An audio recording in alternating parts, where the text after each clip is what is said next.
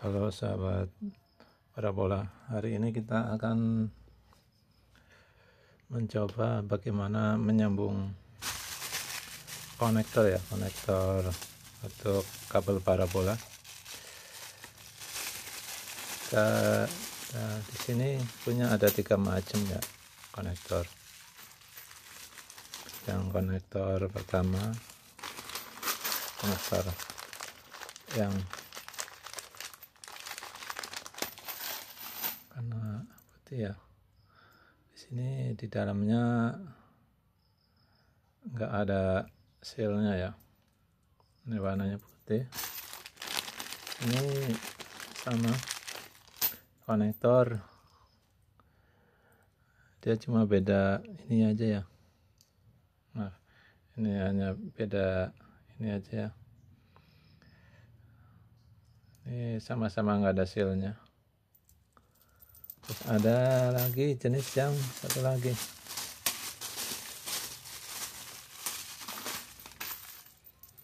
Nah,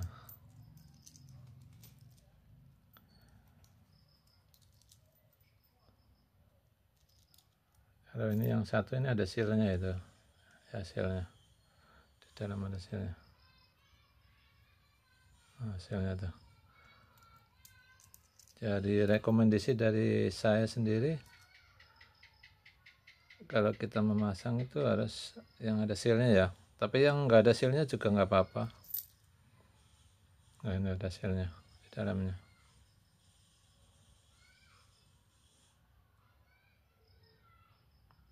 Nah, beda ya sahabat teknisi ya.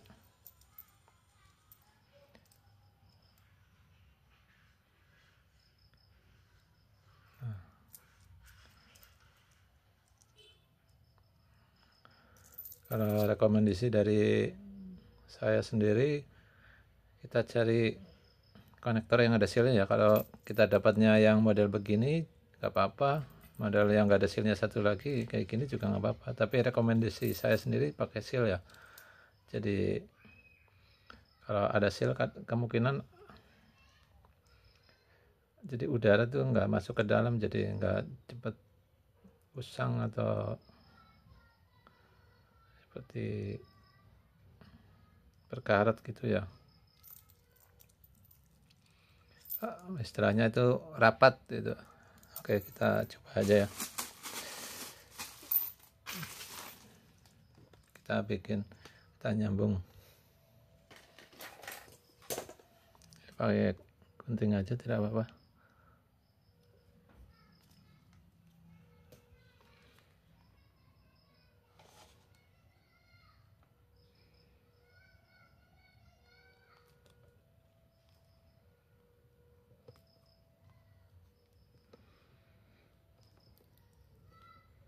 Sebenarnya lebih enak pakai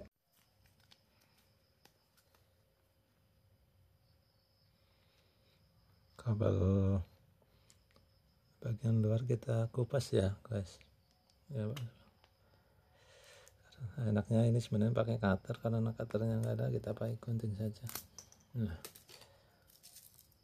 ini serabut-serabut kita satuin,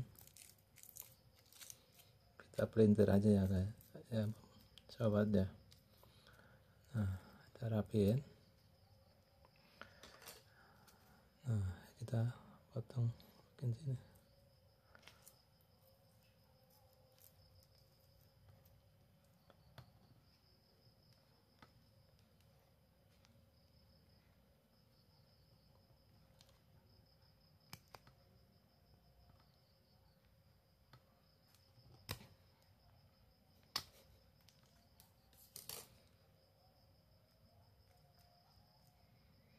Nah,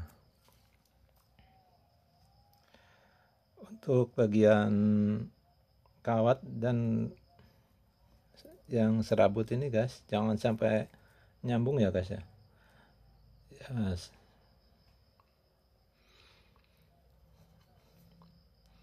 Jadi kalau antara kawat ini dan serabut ya itu nyambung dan nempel ke sini gitu ya, itu nanti bisa mengakibatkan receivernya rusak ya, karena konslet. Jadi antara kawat ini sama serabut ini itu jangan sampai nyambung tuh. Ya sobat ya, kita habis itu rapin ke sini. Untuk sekarang coba kita pakai heat shrink ini, namanya heat shrink itu, atau bahasa di toko elektroniknya itu kondom atau heat shrink ya, atau yang buat bakar, isolasi bakar. Kita masukin ya,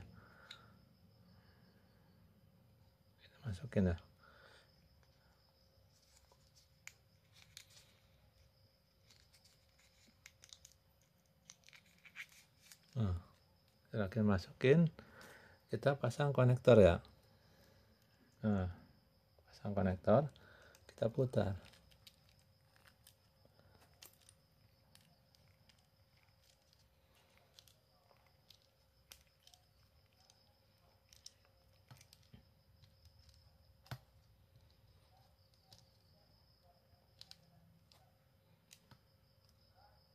Nah, kita lihat ya, jadi antara yang besi konektor ini jangan nyampe bersentuhan sama kawat tembaga ini ya. Itu kita potong, nah kira-kira aja potongnya. Nah kira-kira segini sobat. Nah, antara serabut ini ada serabut sedikit ya, ini harus nempel ke sini ya. Kalau nggak nempel ke yang besi ini nanti nggak bisa bekerja ya. Nah ini habis ini, nah ini taruh sini, kita bakar ya biar nyatu ya.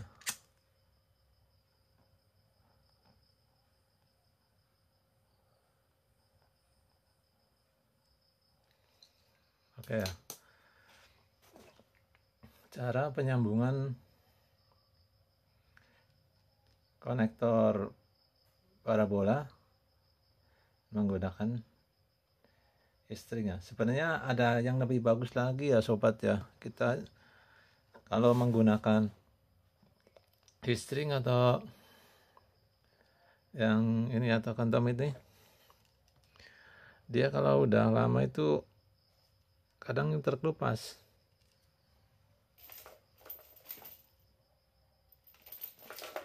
Seperti contoh, sebentar saya. Nah, ini yang pakai ini heat-shrink nih, udah lama ini lepas ya, gampang lepasnya. Nah, untuk cara ini sebenarnya bisa, cuma kalau menurut saya sendiri, saya biasanya menggunakan isolasi.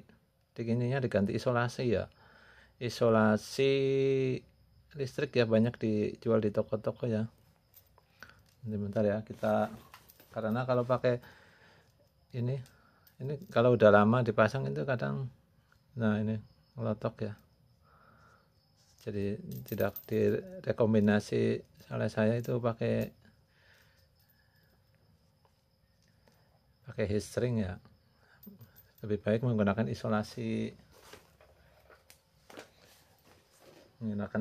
listrik ya. Kita bikin konektor lagi ya menggunakan isolasi listrik ya. Ini ya caranya ya. Caranya sama ya. Kita kelupas. Nah, kita kelupas.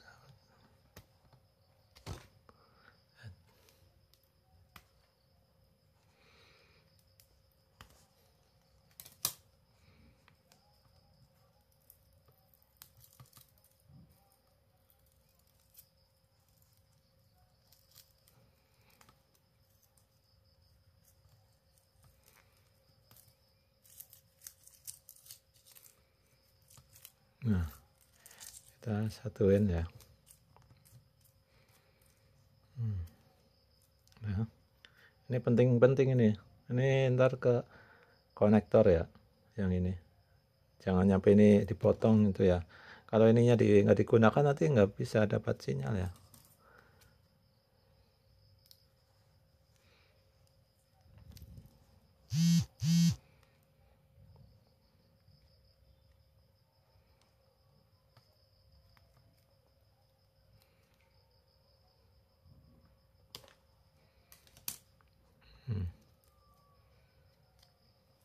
Ini kalau lebih bagus lagi ini dikerok dulu ya emailnya.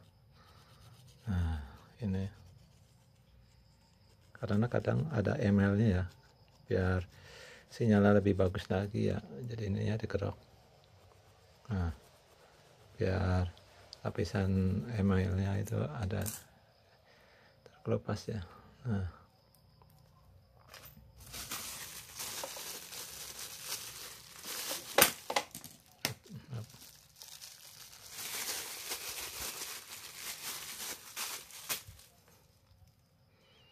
seperti biasa konektor kita masukin ya. Nah konektor kita masukin, kita putar.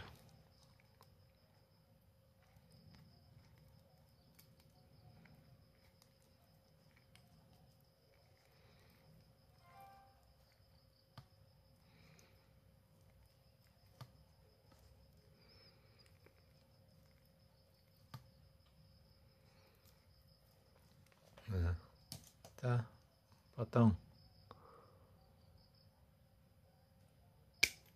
Oke, panjangan ya. Udah. Oke. Ini udah dipasang ya. Kita menggunakan isolasi listrik saja ya. Ini rekomendasi dari saya. Ya, kita isolasi bagian sininya konektor ya. Nah, kalau pakai isolasi listrik ini biasanya lebih kencang ya. Nah, lebih kencang dan dia lebih merekat, lebih kuat. Pengalaman dari saya sendiri ini tahan lama ya, sampai bertahun-tahun.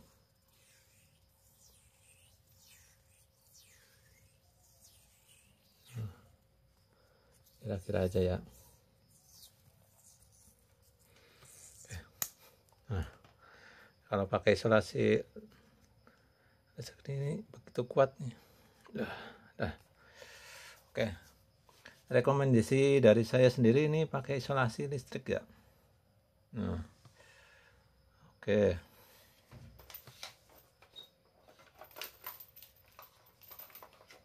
Untuk mengecek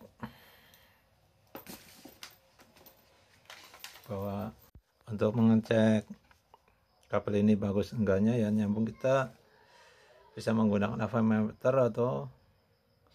avometer ya, atau alat lainnya mungkin yang hampir mirip sama avometer ya. Avometer sendiri ada dua jenis ya, digital sama analog ya, pakai jarum ya. Nah ini misalkan gini, kita bersihin dulu. Nah kan kabelnya.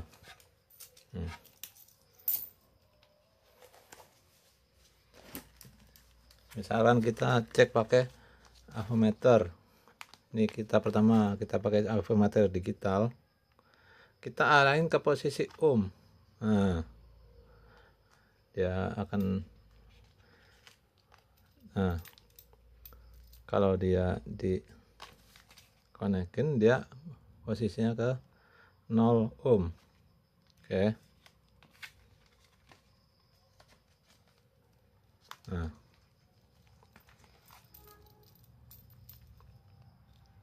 ini kabelnya satu ya. Nah ini kalau diarahin ke sini dia harus posisinya harus nyambung. Nah nyambung ya. Nah tuh 0,3 ohm. Terus yang bagian tengah ke tengah itu juga harus Ya, untuk bagian tengahnya kita harus ukur juga nyambung ya harusnya ya.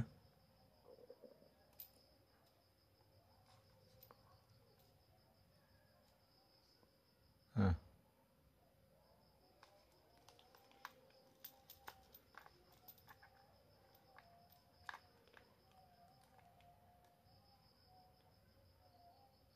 Tengah ke tengah. Nah, tengah ke tengah itu harus nyambung ya, kabelnya bagus. Terus kalau antara pinggir dan tengah itu nggak boleh nyambung. Nah, ini nggak boleh nyambung. Kalau nyambung berarti short.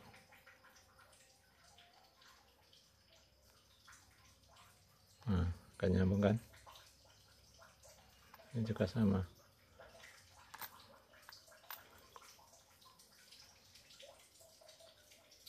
Oke, nyambung ya. Ini dengan avometer digital ya. Sini kalau avometer digital yang model begini, kita arahin ke posisi juga. Nah, ini posisi pengecekannya sama kayak yang tadi, sama. Untuk pengecekannya sama, cuma alatnya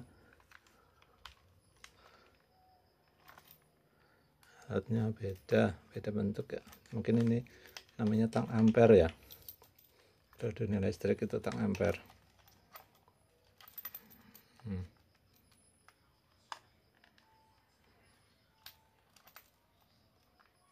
Nah, dari ini harus nyambung.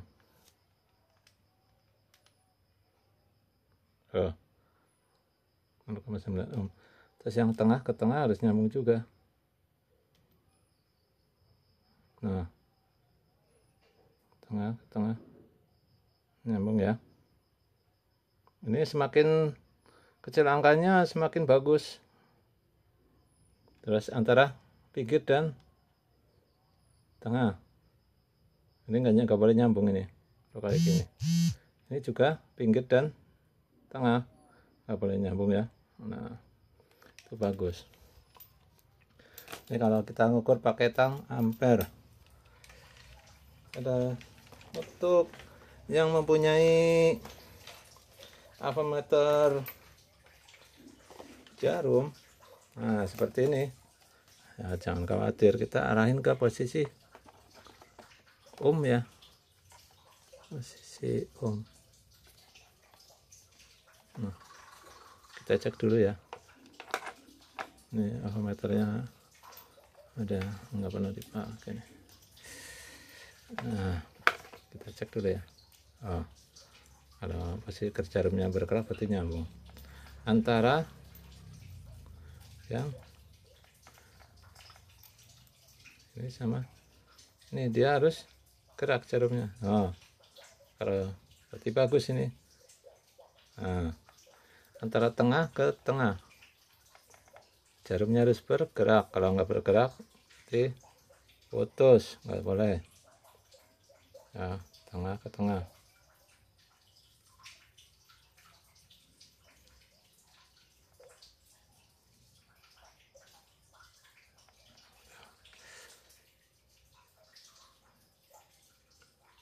Nah, nyambung ya, tengah-tengah. Terus antara pinggir dan tengah itu tidak boleh nyambung. Nah, pinggir dan tengah ya, nggak nyambung ya, dia nggak berat jarumnya, sama yang satu dengan nggak bergerak jarumnya ya, berarti bagus ya. Nah, untuk pengukuran dan penyambungan konektor itu yang menurut saya sendiri yang bagus itu menggunakan ini ya, isolasi ini ya, lebih kuat. Ini kalau bawaan pabrik ini seperti ini ya, kalau bawaan pabrik ini dia di press, ini bagus juga nih, kekuatannya bagus. Kalau yang bawaan pabrik biasanya kalau teknisi parabola di sini menggunakan ini ya, isolasi listrik ya. Mungkin untuk penyambungan konektor cuma di sini ya, lain kali kita bahas lagi ya. Jadi kalau yang pinggir ini ntar dia koneksinya ke ya sini ya. Ya, jadi ada dua koneksi. Yang satu kawatnya itu masuk ke dalam kawatnya, yang satu serabutnya harus koneksinya ke sini ya. Nah, antara yang di dalam ini sama yang lubang di dalam ini sama yang ini itu nggak boleh nyambung. Kalau nyambung itu konslet ya, ntar receivernya rusak ya. Oke, sekian dulu ya dari saya, teknisi parabola. Semoga para pemula bisa memahami dan bisa cepat untuk memasang parabola dengan baik, dan customer ya, pelanggan banyak dan merasa pas. Salam teknisi parabola.